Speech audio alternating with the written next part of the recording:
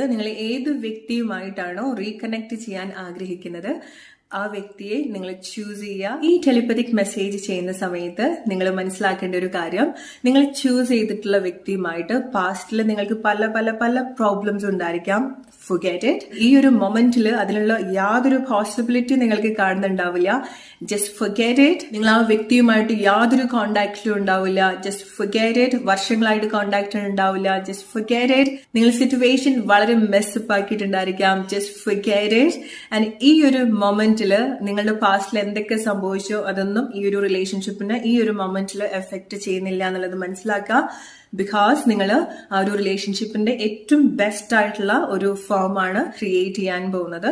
രണ്ടുപേരും വളരെ സന്തോഷമായിട്ട് സ്പെൻഡ് ചെയ്തിട്ടുള്ള ഏതെങ്കിലും ഒരു മൊമെന്റ്, പെട്ടെന്ന് മനസ്സിലേക്ക് കണക്ട് ചെയ്യുന്ന ഒരു മൊമെന്റ്, നിങ്ങൾ ഒരുമിച്ച് സ്പെൻഡ് ചെയ്തിട്ടുള്ള വളരെ